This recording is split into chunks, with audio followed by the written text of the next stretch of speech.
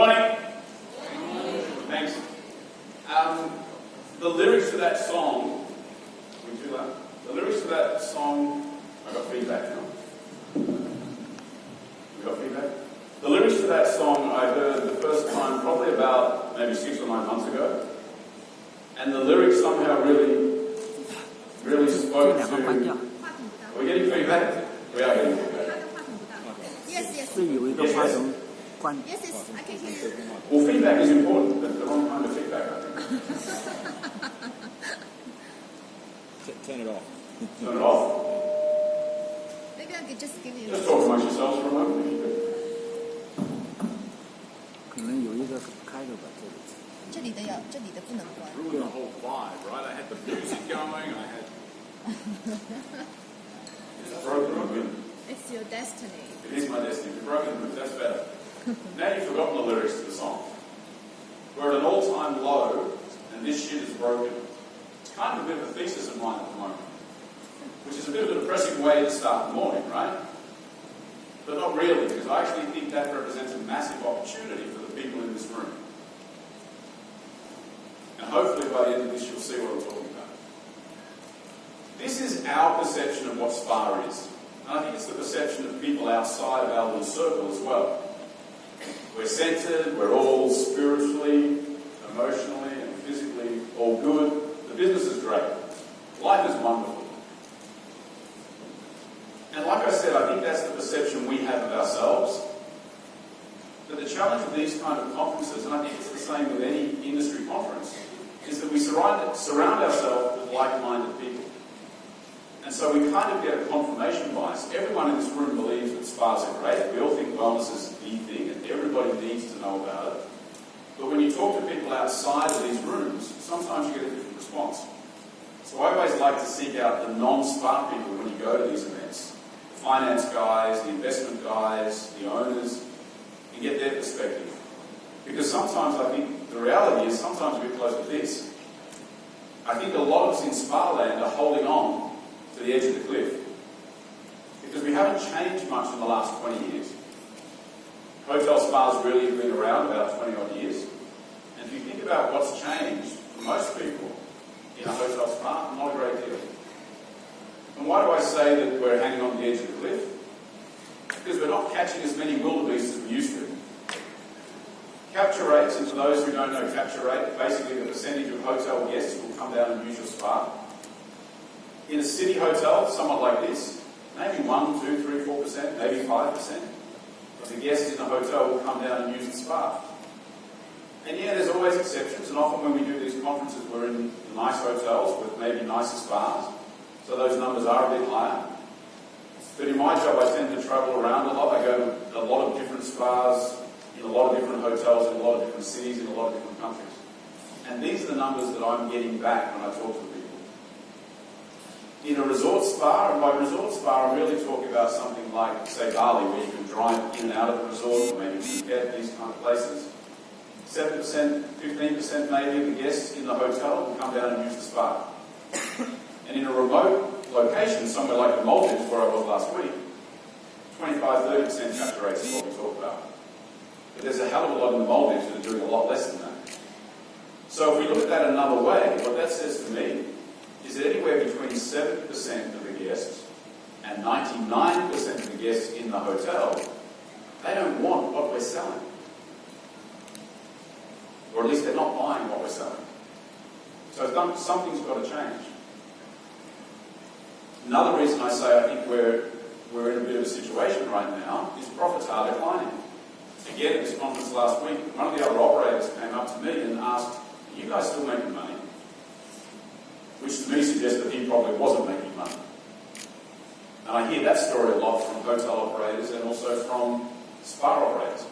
The spa doesn't necessarily make a lot of money. It used to, but not so much anymore. Because all of our costs keep increasing, but our revenues don't necessarily increase along with it. We're in the middle of budget time now, which I'm sure a lot of you are as well. We're projecting a 10% growth in revenue next year, top line growth. When I look at the bottom line, it's flat. Because that top line growth is coming with new spas, coming with new acquisitions, and with that come all the costs of those new spas. Payroll costs, revenue share or rental, depending on how you do it. And so your 10% really comes down to closer to maybe 5% after you split the share with the hotel. Then you've got your operational costs of that location. Then you've got a couple of percent left. And that's really almost enough to cover your increase in salaries and operational costs for the rest of your business. So a 10% growth in the top line for us, frankly, it represents pretty much nothing on the bottom. So for me to try and give my owners a 10% return of net cash profit, if you like, I've got to get like 20% on the top line, which is aggressive. I think we've hit the ceiling of what we can charge for a treatment. I don't think we can physically ask people to pull out more money of their wallet for a 1 hour treatment. I think we're kind of at that cap, if you like. When I first started with Mandara back in 2005, the conversations around this time of the year, it was all about how much we're going to increase our prices.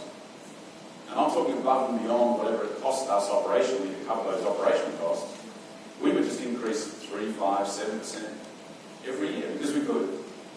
Today the conversations are more, actually, can we increase it all, or do we need to think about maybe even decreasing? Occupancy rates. It's interesting to me that we're in hotels, and again we're talking about hotel spas here.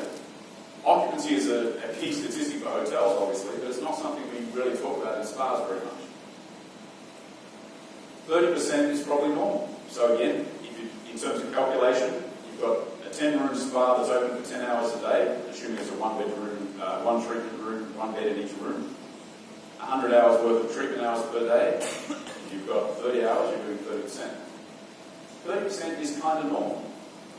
If you really look at that business in most hotel spas in that mid-range segment, 50% is fantastic. If there's any hotel guys in the room today, if you have 30% occupancy in your hotel, you'd probably be out of a job. Because in spas, we can't accept it. And therapist utilisation, one of my favourite comments when we go around is that we need more therapists. And therapists is the biggest issue. I actually think customers are the biggest issue. Because therapist utilisation, the amount of hours that a therapist is actually working, and I'm talking to these people everywhere I go, and I'm travelling probably, I don't know, 3/4 of the year probably, and I'm having a treatment pretty much everywhere I go, and I talk to the therapist, how many treatments have you done today? 2 or 3, maybe 4. And we're paying for 8 hours of their time. And yes, I understand that massage is a little bit different because it's very physically draining, and if you're doing it really well, there's an emotional drain as well. So we can't expect them necessarily to do 8 hours of productivity. But in terms of an efficiency scale, if you're getting 3 hours out of someone who you're paying 8 hours for, in terms of 3 hours worth of revenue generation, that's not sustainable in the long term. And when I talk to hotel owners and general managers, they get this conversation. They're the ones that often bring this conversation to me. But when I go and talk to the spa managers or the spa directors, I'm still actually not sure what the difference is, but you can maybe tell me later. It's always, if only I had more therapists, I'd be able to sell more treatments. True, but that's not the reason. Because your therapists are only doing 2 or 3 hours or 4 hours a day. If only the hotel promoted the spa better and everybody, people don't know where the spa is. They do, because they worked out where the restaurant was, no problem at all. So if the guests really want to find the spa, they'll find it. The point is that you're not giving them something compelling enough to make them want to find it. I think we are at risk of becoming a little bit obsolete when it comes to a hotel spa. The guest is changing, the market is changing, the world is changing, but we're not changing with it. We've got to evolve because our whole environment is changing. Does everybody know the story of the moths? There was a colour mutation and the dark moth used to get picked off by the birds because they were on a white tree, and then the industrial era came and all the trees got dark with pollution, and all of a sudden the trees were dark, so the dark moth was now protected. There's 2 moths up there, you can see it. So the environment changed, and there was an adaptation there that made one particular colour of that moth survive.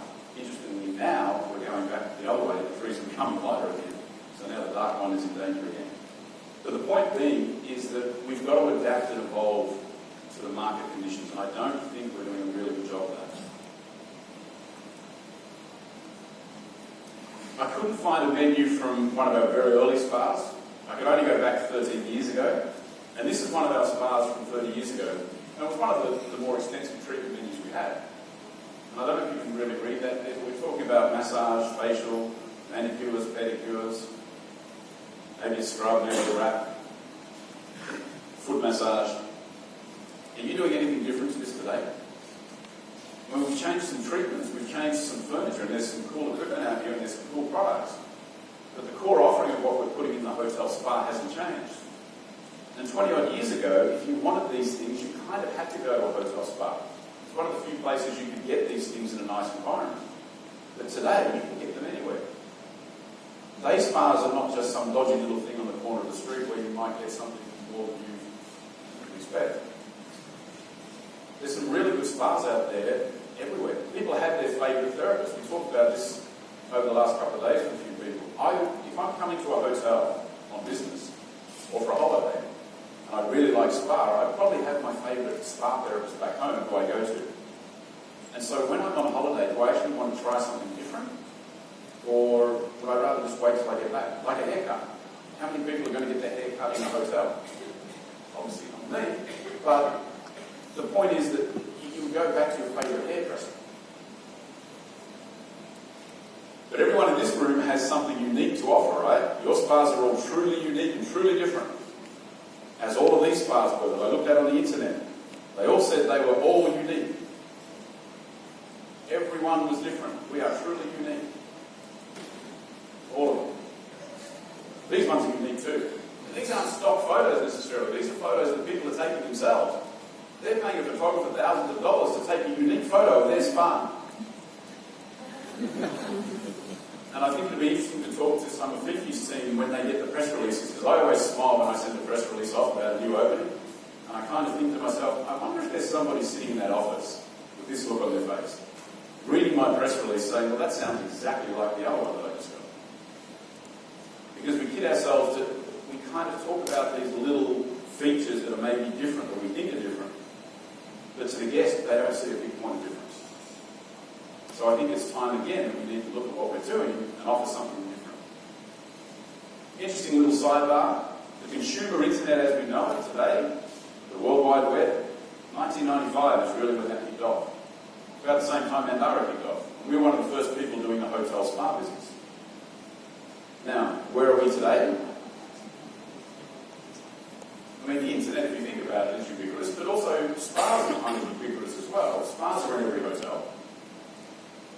But which one could we do without? We couldn't do without the internet today. So I think if people can do without us, they will. They have a choice today. So we need to give them a reason to come back. And that's really good news. It's not depressing news. You might borrow one of these. I think I did this last week. I can't remember. It's a fantastic opportunity. Everyone in this room has an amazing opportunity to make something out of this. What's that show where they blow stuff off on Discovery? Mythbusters. Yeah, it's not a Mythbusters thing. Half full or half empty? Okay, it's not exactly half a tube. Half full or is it half empty? Can I see a show of hands? Who says it's half full? It's not a lot of hands. Who says it's half empty? It's kind of half and half. For those that didn't put up your hand, I just assume that you're bored now, so that's fine. To me, is absolutely always half empty. Because you can't do anything about the full. The full's already done, right? In the empty lies the opportunity. So what we need to look at is that glass is always half empty to me. And that's a good thing. Again, this is not a negative presentation. It's a massive opportunity. Because this is kind of what's happening. And it happens to every product, to every service, to every business. It's just a business cycle. And where we are right now, I think, is where this little blue cross is. We've hit the peak of maturity, and I actually think we hit that back in 2005. When I joined Mandara, 2005, it was the era of build it and they will come. But But spas in hotels have been around about 10 years. And by that stage, people are starting to look at their ROIs and say, well, hang on, by now we should have been rolling in cash. And we still haven't paid off our $3 million investment on our spa. Because we believe that spa consultant when he said, we're going to make so much money. And hotels accepted the fact that they don't today. And so now we're on the downward spiral, which is normal, happens to every business. Unless you innovate, unless you find a reason to go the other direction. Because the business will grow, the business will decline. It's when you're at that inflection point, that precipice of disruption, is where the massive opportunity lies. And that's what I'm talking about. That's where we are today. So if there's anyone in this room who can come up with something different, the great news is we're already halfway up the hill. We're not starting from the bottom down in the blue section anymore. We're halfway up the hill. So the uptick is going to be much bigger if we can come up with some ideas. So, if I had all the ideas, I'd be on my mega yacht in Monaco right now or somewhere. I don't, but I think we have to have a discussion about some of the ideas, and a couple of people mentioned it yesterday, which is interesting. This idea, directly or indirectly, I think Lisa had the onsen thing where you were doing an onsen and then you were going to have the spa was out the back and there's a food court in the middle. So spa was a little piece, spa as we know it today, was a little piece of the spa in these onsen environments. I think Leon mentioned as well, Starbucks is the third place, the place between work and home, hang out at Starbucks. Spas could absolutely be the third place. Why would we not be the third place? If you let me bring my laptop in, if you let me bring my phone in, if you let me play with my computer and do my emails.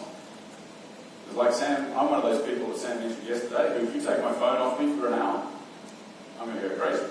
Because I need to do my emails. And the stress of not being able to do those emails is not going to be counted by whatever treatment you throw at it.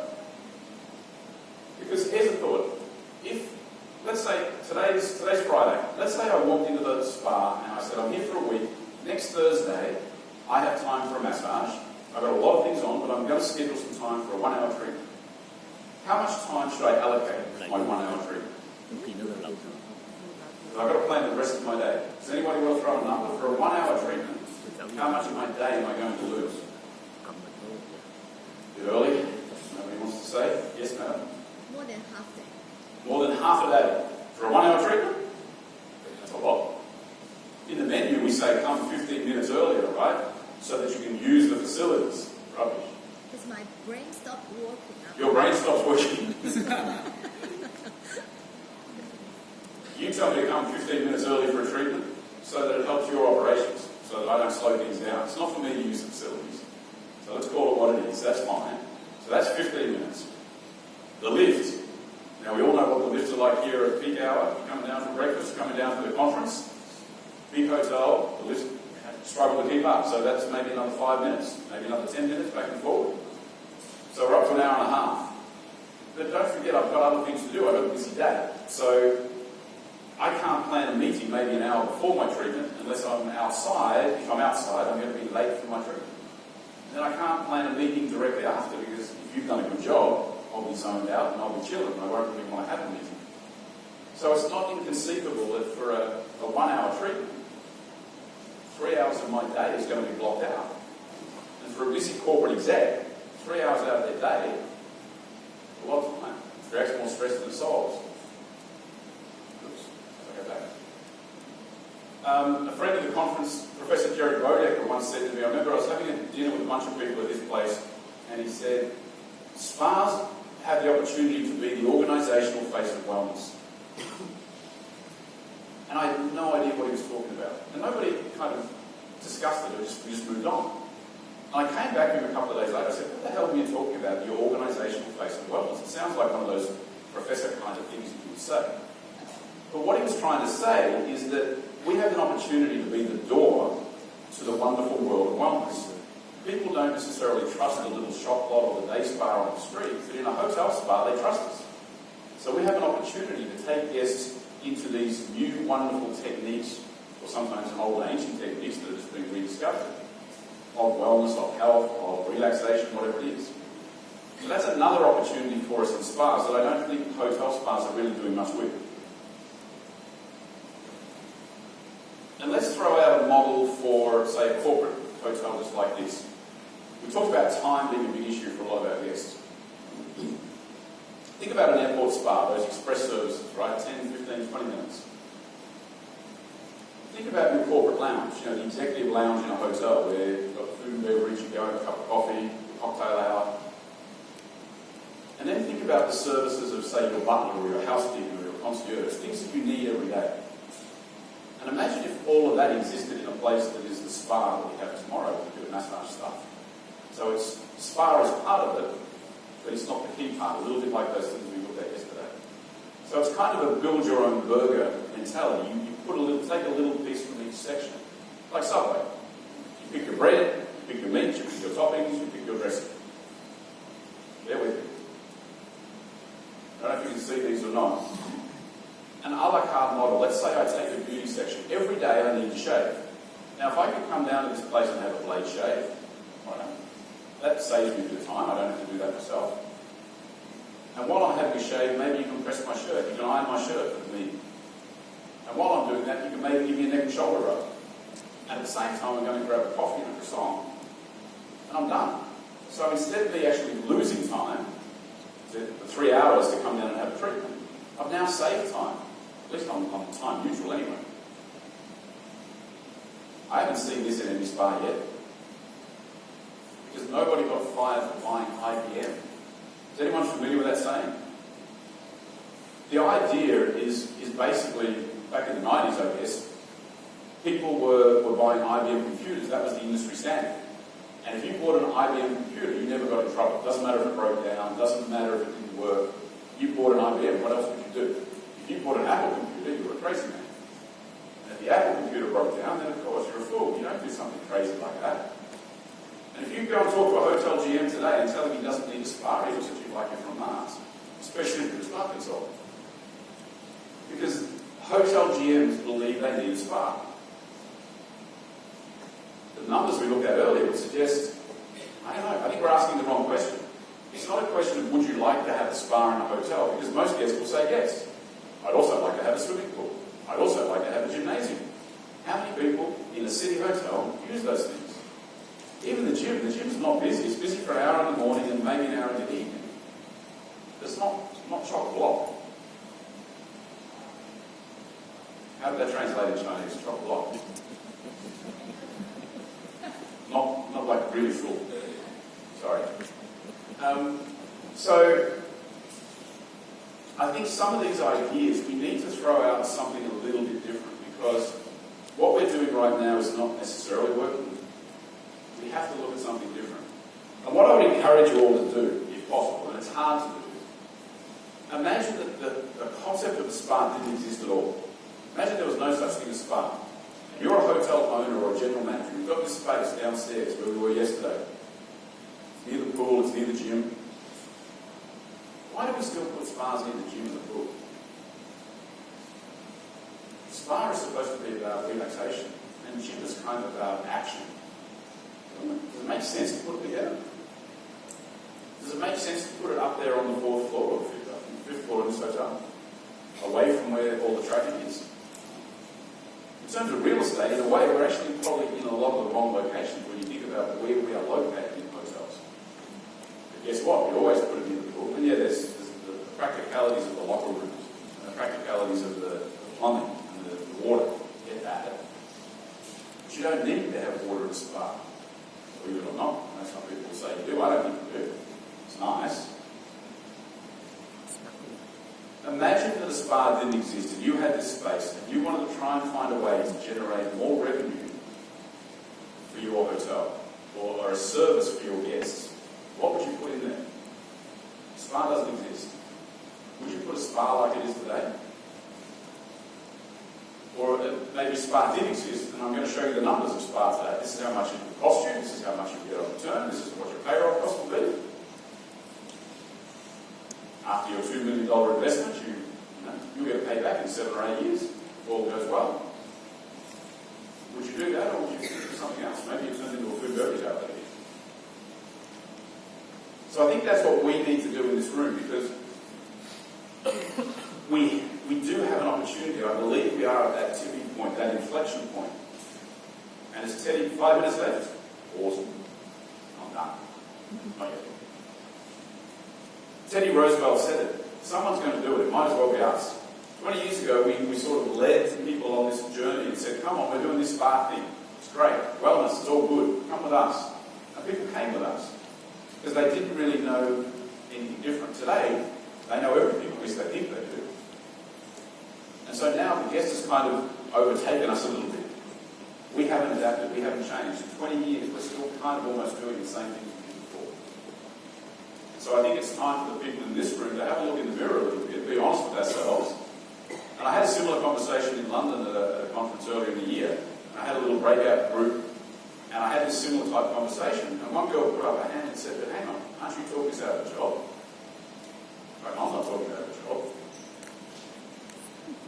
That if we don't change, if we don't, I think there is a risk that we might be out of a job.